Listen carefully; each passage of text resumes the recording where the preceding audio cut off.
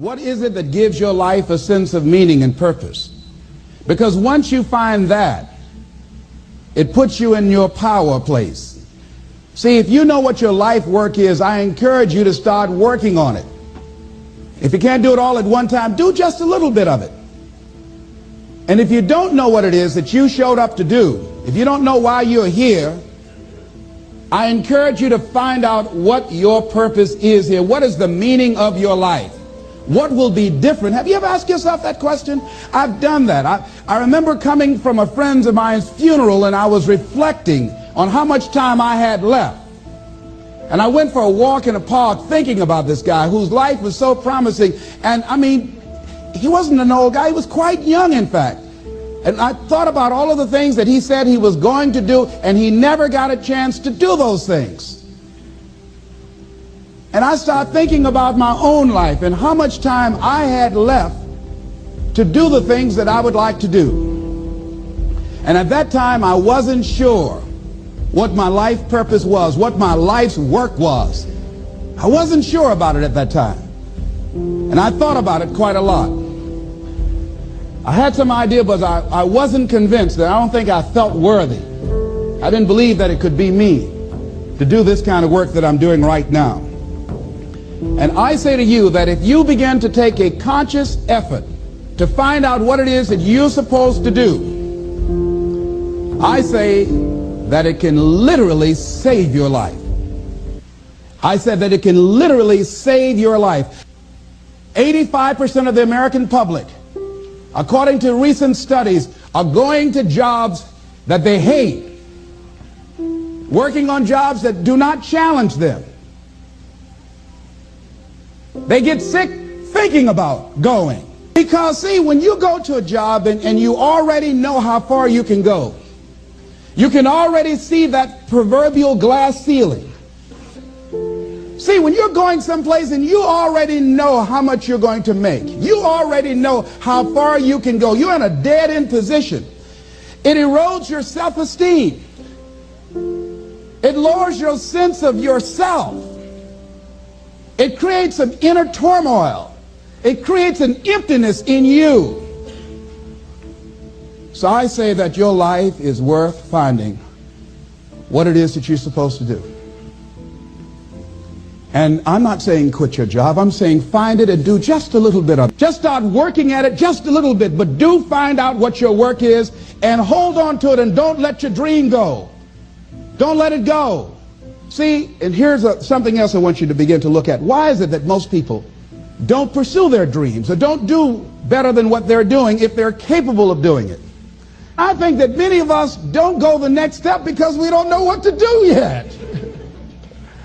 And I say that the reason that we don't even explore the possibility of what to do is because subconsciously we don't believe that it can happen for us, and we don't believe that we deserve it. So here's what I'm suggesting. How much time do you spend working on you? How much time do you spend every day working on your dream?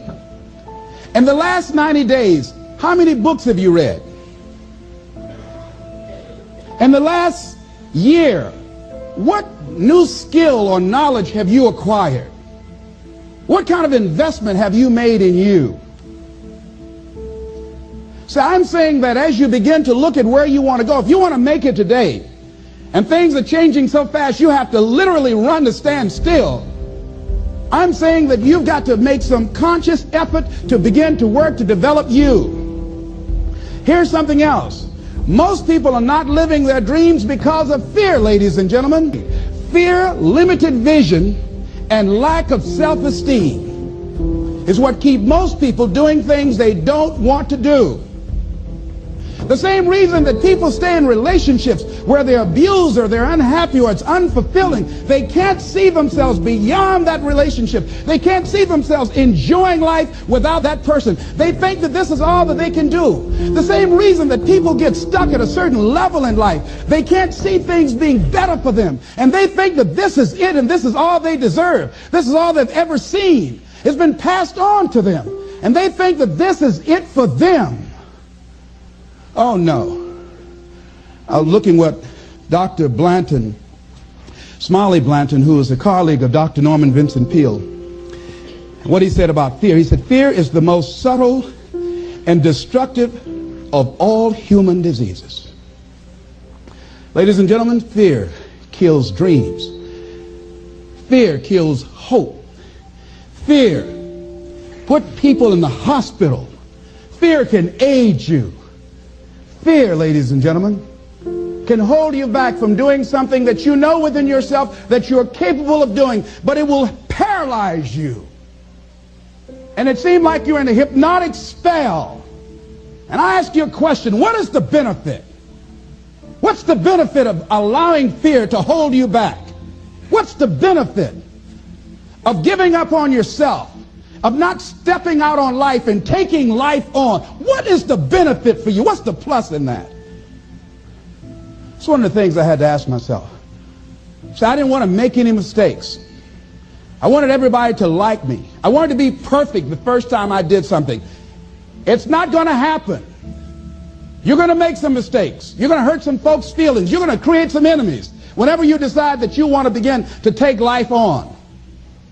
You've got to ask yourself, how long am I going to allow this to hold me back?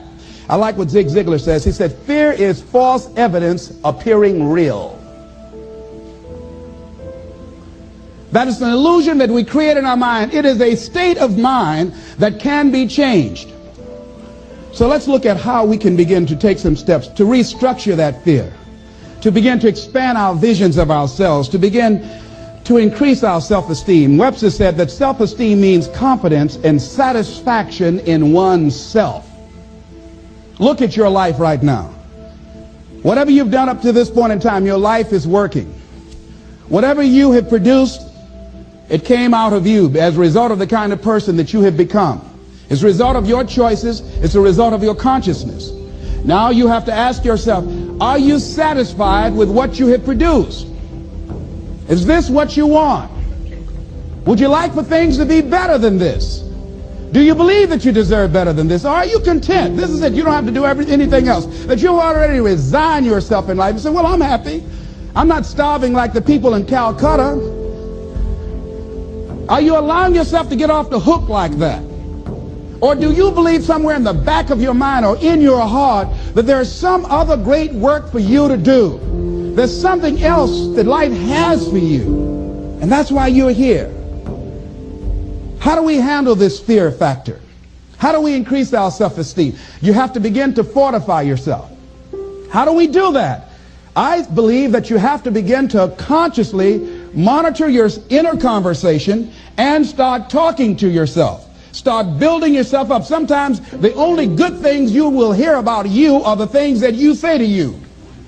So I'm saying learn to be your own booster. Start building yourself up. Start encouraging yourself. Start saying, I can do this. I can make this happen. When I started thinking about becoming a speaker, I said, yes, I can do this. I can make this happen. When I start trying to convince myself I can be a businessman after flopping and failing and losing thousands of dollars and feeling stupid and dumb and having people take advantage of me because of what I didn't know, I had to talk to myself because people were saying to me that I was dumb. And somewhere in the back of my mind, I was saying, you're right. Look at what I've done. I had to say, no, Les. Hey, come on, man. Get yourself together. You can handle this. You just haven't figured it out yet. It's all right. This is your training period. This is the tuition you have to pay for what you don't know. You can do this. Other people have done it. It doesn't take an Einstein. Get you some people that can teach you some stuff that you don't know. Get you some people that have done it successfully and learn from them. Take some seminars, workshops, read some books on how to manage a business. Change the way you see yourself and begin to tend to the personal details. Understand that nobody's going to take care of your business better than you. And when I start changing that kind of mindset of beating myself up because of my mistakes and start looking at the possibility of my doing better, of my making the adjustment that would enable me to do what I want to do successfully, things begin to change. And I say, stop beating up on yourself. You do it. I know you do it. I've done it. It's a natural inclination for us to put ourselves down. See, we are born negative, I think, in a negative consciousness because we live in a negative world. Here's some other things, ladies and gentlemen. Begin to guard your mind against negative programming, like turn off the television. Don't watch the news. So you've got to guard the kinds of things that you put in your mind. See, if you don't program your mind will be programmed, because human beings are goal-oriented. That's why we die of broken hearts early. That's why we're running through life to early graves. We're going through life, ladies and gentlemen, and I think that Henry David Thoreau said that most men live in quiet desperation. Most of us go through life running scared. So we created this in our minds, false evidence appearing real. We made it real in our minds. That's why Churchill said there's nothing to fear but fear itself. That's the destructive monster. So turn off things that can contribute to your fear. Turn a deaf ear to people that all they can do is talk about how negative things are, because they have bought into the consciousness of the world. Start attending workshops, seminars, listening to tapes on a daily basis to begin to recondition your mind, to retrain your thinking. Faith comes by what? Hearing and hearing and hearing. Listen to things that can empower you, that can enable you to create a new reality for yourself, in a new life for yourself. You might appear to be strange around most people. You know, most people think you're strange if you're happy today.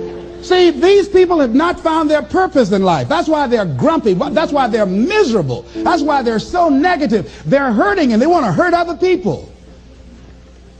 So start practicing using programs for your mind. Seminars, books, workshops. Keep a journal. Record your thoughts. What's happening with you?